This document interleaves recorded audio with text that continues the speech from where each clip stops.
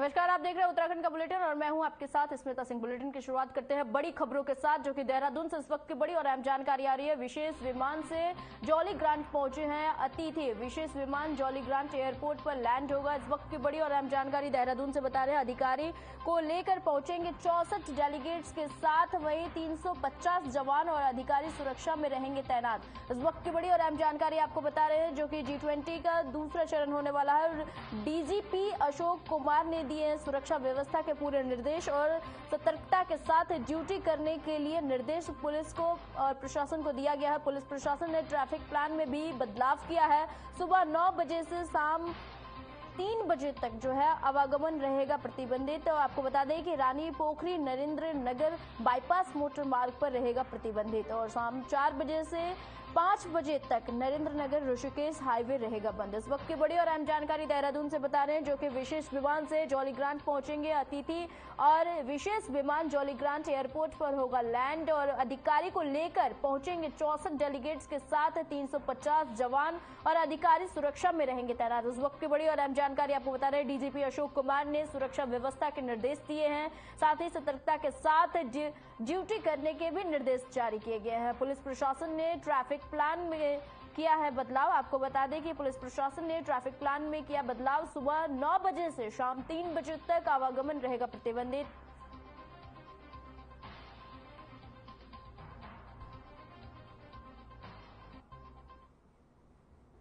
पर्यटन कारोबार को बढ़ावा देने के लिए गोवा और उत्तराखंड पर्यटन विभाग के बीच करार हुआ है और इसके तहत दोनों राज्य को पर्यटन बढ़ाने में एक दूसरे की मदद करेंगे। और इस मौके पर सीएम धामी ने कहा है कि उत्तराखंड में पर्यटन सेक्टर को बढ़ावा देने के लिए 100 नए डेस्टिनेशन तलाशे जा रहे हैं और इन स्थानों पर पर्यटन सेक्टर में निवेश को बढ़ावा देंगे। और सीएम धामी ने कहा है कि उत्तराखंड और गोवा का पर्यटन विविधताओं से भरा है और दोनों एक दूसरे की संस्कृति और पर्यटन से जुड़ी जानकारियां साझा करेंगे। सीएम ने उम्मीद जताई है कि एमओयू के बाद गोवा आने वाले पर्यटक बड़ी संख्या में उत्तराखंड का भी रुख करेंगे और इन बढ़ती संभावनाओं के लिए उत्तराखंड भी खुद को तैयार कर रहा है।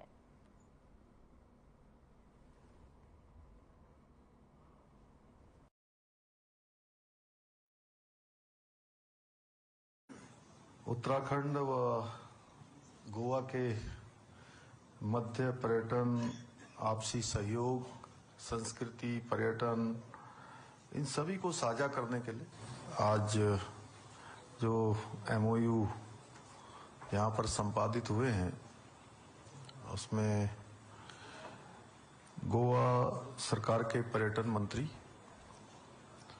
आदरणीय श्री रोहन खोटे जी,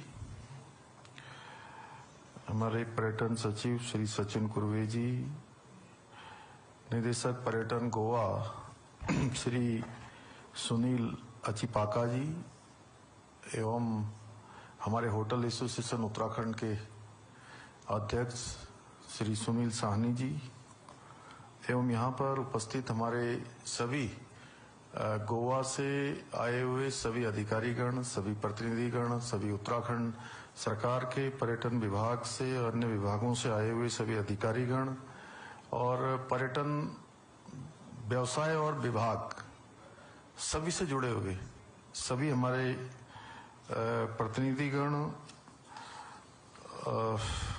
आज का ये दिन ये बहुत ही ऐतिहासिक दिन है।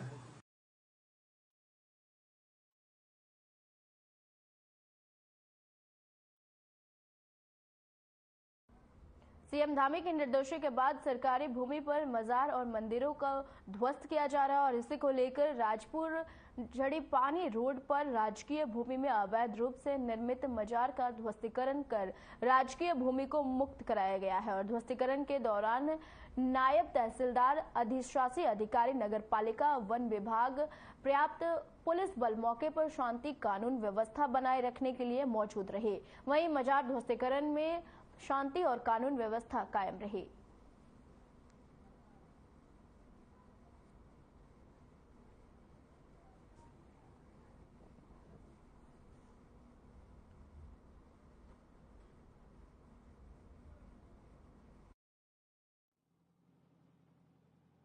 की जा रही है सर? ये डीम्ड फॉरेस्ट है और नोटिफाइड फॉरेस्ट है और इसमें जो है एक अवैध मजार बनी थी, तो जिसकी शिकायत भी मिली थी और ये चिन्हित भी की गई थी।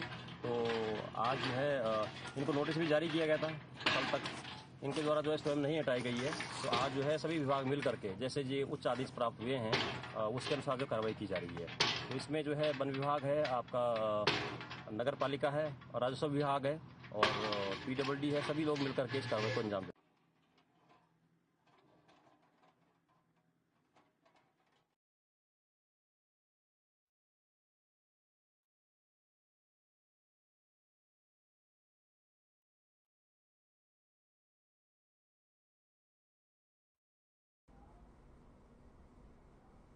मौसम विभाग द्वारा भारी वर्षा होने की संभावनाओं को देखते हुए अलर्ट जारी किया गया है, जिसके चलते नदी के किनारे रहने वाले लोगों को नदी से दूर रहने और अलर्ट रहने हेतु अपील की जा रही है और नदियों, बड़े पेड़ों और भूस्खलन के संभावित स्थानों से दूर रहने की सलाह दी जा रही है।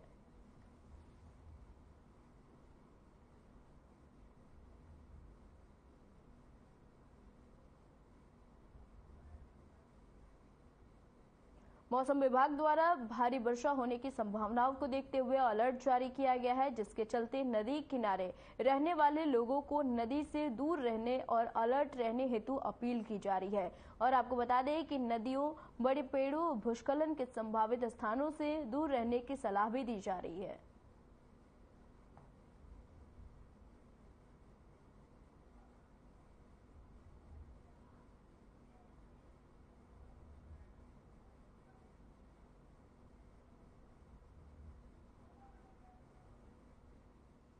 आपको बता दें कि मौसम विभाग द्वारा भारी बारिश होने की संभावनाओं को दिखाते हुए अलर्ट जारी किया गया है, जिसके चलते नदी के किनारे रहने वाले लोगों को नदी से दूर रहने और अलर्ट रहने हेतु अपील की जा रही है।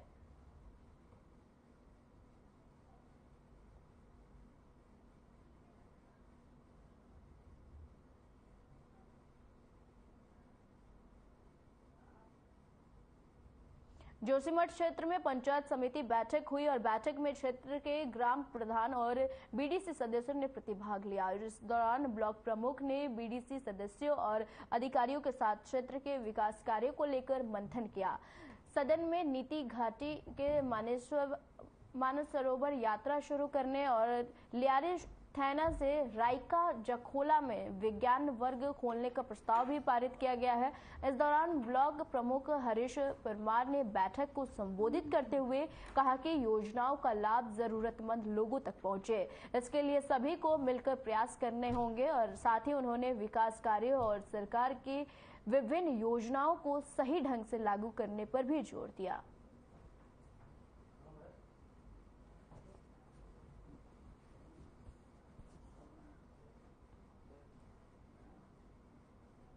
हाँ, आज वित्तीय वर्ष 2023-24 की ये पहली BDC बैठक थी हमारी और जनप्रतिनिधियों का हमेशा BDC बैठक के प्रति एक उत्साह रहता है कि भाई कोई उच्च अधिकारी आएगा और हम अपनी बातों को उनके सामने रखेंगे। आज की जो BDC बैठक रही काफ़ी सौहार्दपूर्ण माहौल में बातें रखी गई और कुछ सकारात्मक पहलू उभर करके आए।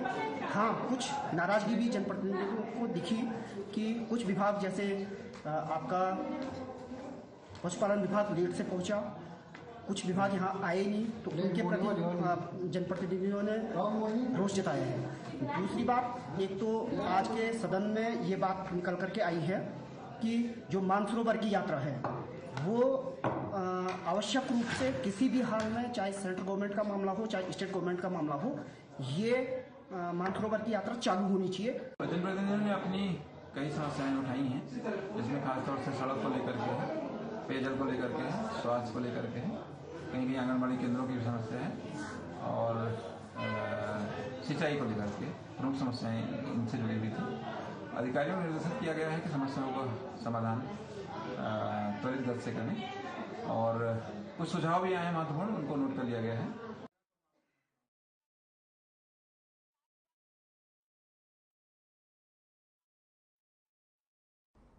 थराली नगर क्षेत्र के ऊंग के ठीक नीचे आग फैलते फैलते विकासखंड कार्यालय के समीप तक पहुंच गई और जिस पर विभाग कर्मियों द्वारा आग पर काबू पाने की कोशिश की गई और एक हद तक आग पर काबू भी पा लिया गया, लेकिन दोपहर बाद फिर आग भड़क उठी और जिससे आमजन के जीना दुर्भर हो गया और आग से निकलने वाला काला धुआं थराली के शांत आबो हवा में जहर सा घुलता नजर आ रहा था और आमजन की आंखों से लेकर फेफड़ों तक बीमारी की दावत दे रहा है।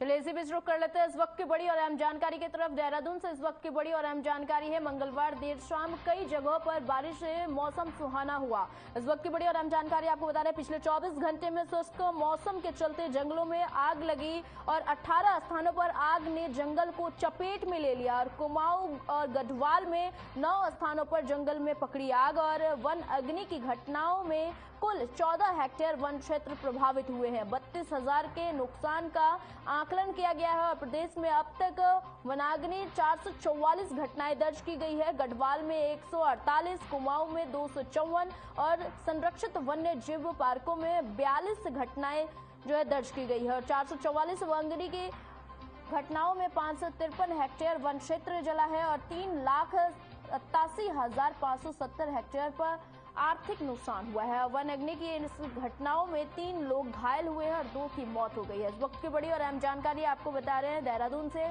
मंगलवार देर शाम कई जगहों पर बारिश से मौसम सुहाना हुआ, तो वहीं दूसरी तरफ पिछले 24 घंटे में शुष्क मौसम के चलते जंगलों में आग भी लगी है और 18 स्थानों पर आग ने जंगल को चपेट में ले लिया। कुमाऊं और गढ़वाल में 9 स्थानों पर जंगल में आग लग गई और वन अग्नि की घटनाओं में कुल 14 हेक्टेयर वन क्षेत्र प्रभावित हुए हैं और 32,000 के नुकसान का आकलन किया गया है। आपको बता दें, प्रदेश में अब तक वन अग्नि 444 दुर्घटनाएं दर्ज की गई है। गढ़वाल में 148, कुमाऊं में 254, संरक्षित वन्य जीव पार्क में 42 घटनाएं दर्ज की गई है। 444 वनाग्नि की घटनाओं में 533 हेक्टेयर वन क्षेत्र जला है और 3,87,570 हेक्टेयर पर आर्थिक का नुकसान हुआ है। और आपको बता दें, वनाग्नि की इन घटनाओं में 3 लोग घायल हुए हैं और 2 लोगों की मौत हो गई। इस वक्त की बड़ी और अहम जानकारी देहरादून से बता रहे, जो कि मंगलवार देर शाम कई जगहों पर बारिश से मौसम सुहाना हुआ, तो दूसरी तरफ पिछले 24 घंटे में शुष्क मौसम के चलते जंगलों में आग लग गई और आग लगने से 18 स्थानों पर आग ने जंगल को चपेट में ले लिया।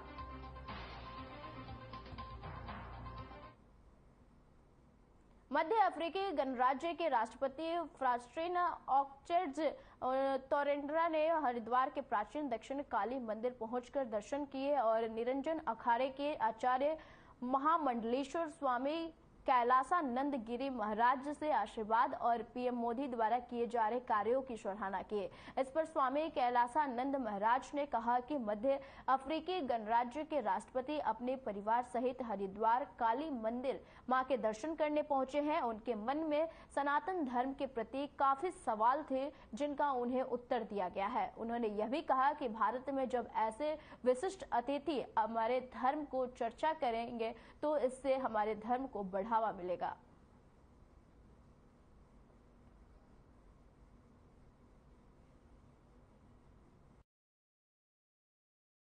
आज मध्य साउथ अफ्रीका एक रिपब्लिक देश है और वहाँ के राष्ट्रपति हैं, पूर्व प्रधानमंत्री भी थे राष्ट्रपति फास्टिन, क्योंकि वो एक स्पिरिचुअल गुरु भी हैं और अपने धर्म को एक सही दिशा और मार्गदर्शन करने वाले हैं। उनकी धर्मपत्नी, उनकी बेटी, वो और उनके साथ भारत के बहुत सारे ऐसे और डेलीगेट्स हैं जो सभी माँ भगवती के दर्शन किए और माँ भगवती का आशीर्वाद लिया उन्होंने।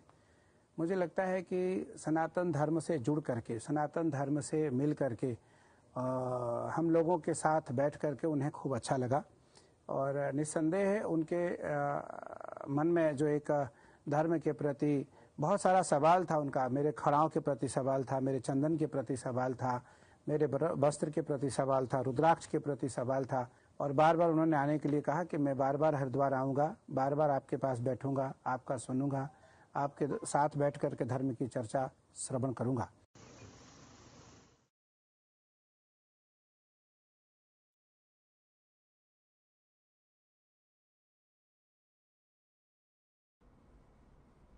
देर रात आई आंधी ने हरिद्वार में कई जगह तबाही मचा दी और जिसके चलते ज्वालापुर में के कटहरा बाजार में एक विशालकाय पेड़ गिर गया और पेड़ के गिरने से एक 12 साल के बच्चे की मौत हो गई और जबकि 6 लोग घायल हो गए हैं। फिलहाल घायलों का जिला अस्पताल में इलाज चल रहा है। वहीं हादसे की सूचना मिलने पर ही पुलिस, एसडीआरएफ और फायर ब्रिगेड की टीम मौके पर पहुंची है।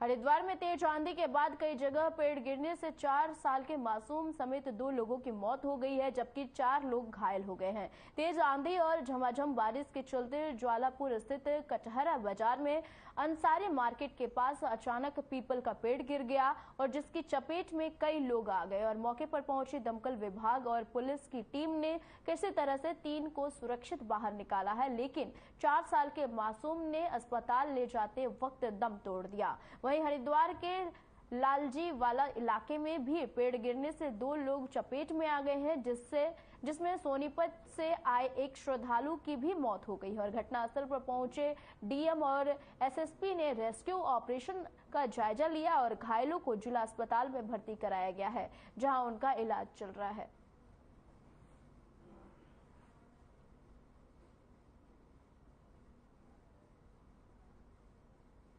अचानक से जो आंधी तूफान आया, इसमें एक ज्वालापुर के रिहायशी इलाके में यहाँ पर एक बहुत पुराना पेड़ था, करीब 200 साल पुराना। लोग वहाँ पर आवाज जाई भी चल रही थी, कुछ बच्चे और लोग शरण लेके नीचे आ गए। पेड़ गिरने के कारण उसमें काफी सारी गाड़ियां उसमें दब गई और साथ ही साथ कुछ बच्चे और ये भी दब गए।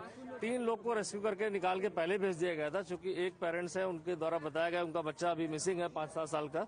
उसके लिए लगातार 3-4 घंटे से ये रेस्क्यू ऑपरेशन चल रहा था कि कहीं ना कहीं अगर है तो। और अभी आपने जैसे देखा तत्काल उसको 3 घंटे की मेहनत के बाद से अभी वो जैसा भी भेजा गया लाइव है और उसको अस्पताल तुरंत भेजा गया। तो ये चौथा इंजर्ड था जो अभी निकाला गया। अब किसी की संभावना नहीं, चूंकि किसी ने मिसिंग नहीं बताई है। हमारे पास अभी टोटल 5 लोग आए हैं, जिनमें से 2 लोगों की मृत्यु हुई है और एक इसमें छोटा बच्चा है, एक बड़ा आदमी। एक पेशेंट को हमने रेफर किया जिसके सिर पे गंभीर चोट आई है, उसको हमने सीटी स्कैन के लिए एम्स ऋषिकेश रेफर किया है। दो हमने एडमिट करके उन लोगों का इलाज हम कर रहे हैं। एक दूसरी जगह पे भी एक पेड़ गिरा था, वहाँ से भी हमारे पास 2 पेशेंट आए हैं, जिसमें से एक की मृत्यु हुई है, दूसरे को हमने एडमिट किया है। तो कुल मिला के total 3 patient. Haridwar Bahadurabad toll plaza पर युवक की दबंगई देखने को मिली है और यहां हरियाणा नंबर की कार में सवार एक युवक को टोल पर टोल टैक्स लेने के लिए रोका गया तो युवक टोल प्लाजा कर्मी को पिस्तौल दिखाते हुए टोल का बोम तोड़कर भाग निकला, जिसके बाद टोल प्लाजा पर मौजूद कर्मचारियों में अफरा तफरी मच गई और मामला रविवार देर रात की बताई जा रही है, जब युवक रुड़की से हरिद्वार की ओर जा रहा था। घटना का सीसीटीवी फुटेज में सामने आया है और टोल प्लाजा के कर्मचारियों की शिकायत पर बहादुराबाद थाने में आरोपी के खिलाफ केस दर्ज कर लिया गया है। वहीं एसपी सिटी स्वतंत्र कुमार का कहना है कि बहादुराबाद टोल प्लाजा पर हथियार लहराने का मामला सामने आया है।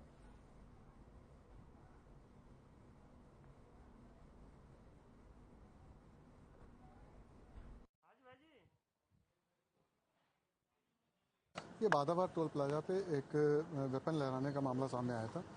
पुलिस की जब नॉलेज में आया तो तुरंत उस पर संज्ञान लिया गया, उसमें मुकदमा पंजीकृत कर लिया गया है और उसको चिन्हित भी कर रहे हैं हम लोग। जल्द ही गिरफ्तारी दी जाएगी। इसकी बाहर की गाड़ी है और उसको चिन्हित करने का प्रोसेस है हमारा और बहुत जल्द ही उसकी गिरफ्तारी। देखिए, जब भी इस तरह की घटना होती है उसमें तत्काल कार्रवाई की जाती है। कईयों को अरेस्ट करके जेल भी भेजा जा चुका है और आगे भी अगर कोई सबको बताया जाता है कि ये जो कानून का उल्लंघन होता है, अगर आगे भी कोई करेगा उसके खिलाफ भी सख्त कार्रवाई की जाएगी।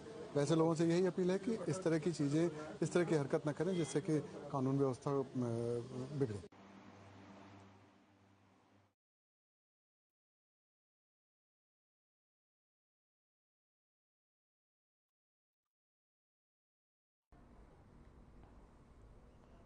आपको बता दें कि हरिद्वार बहादुराबाद टोल प्लाजा पर युवक की दबंगई देखने को मिली है और यहां हरियाणा नंबर की कार में सवार एक युवक को टोल पर टोल टैक्स लेने के लिए रोका गया तो युवक टोल प्लाजा कर्मी को पिस्तौल दिखाते हुए टोल का बुम तोड़कर भाग निकला, जिसके बाद टोल प्लाजा पर मौजूद कर्मचारियों में अफरा तफरी मच गई और मामला रविवार देर रात की बताई जा रही है, जब युवक रुड़की से हरिद्वार की ओर जा रहा था। घटना का सीसीटीवी फुटेज में मामला सामने आया है और टोल प्लाजा के कर्मचारियों की शिकायत पर बहादुराबाद थाने में आरोपी के खिलाफ केस दर्ज कर लिया गया है। वहीं एसपी सिटी स्वतंत्र कुमार का कहना है कि बहादुराबाद टोल प्लाजा पर हथियार लहराने का मामला सामने आया है।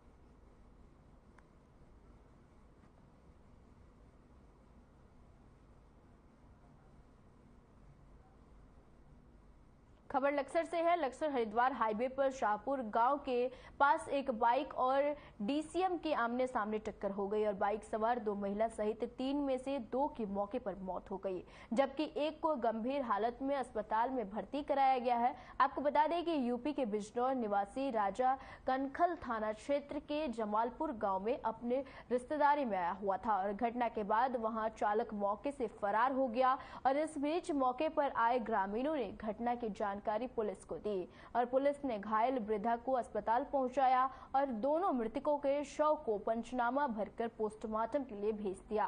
पुलिस क्षेत्राधिकारी मनोज ठाकुर ने बताया कि मृतक के शव को पंचनामा भरकर पोस्टमार्टम के लिए भेजा गया है।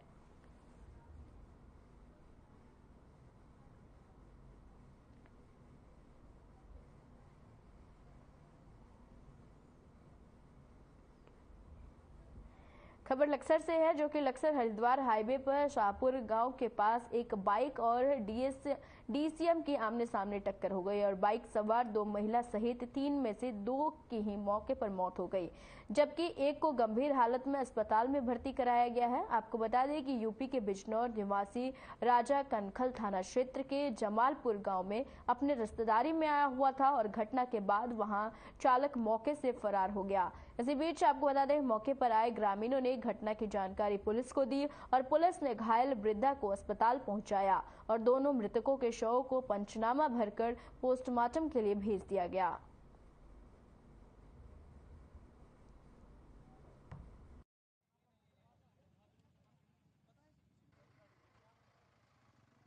रास्ते से आ रहा था मैं, तो अचानक देखा कि यहाँ पर एक डीसीएम द्वारा एक मोटरसाइकिल से एक्सीडेंट हो गया है और जिसमें मौके पे पता चला कि एक जो उसमें पुरुष जो है उसकी मौके पे मृत्यु हो गई और जो उसके साथ महिला थी वो काफ़ी गंभीर रूप से घायल थी, तो उसे हॉस्पिटल भिजवा दिया गया है। आगे कार्रवाई की जा रही है।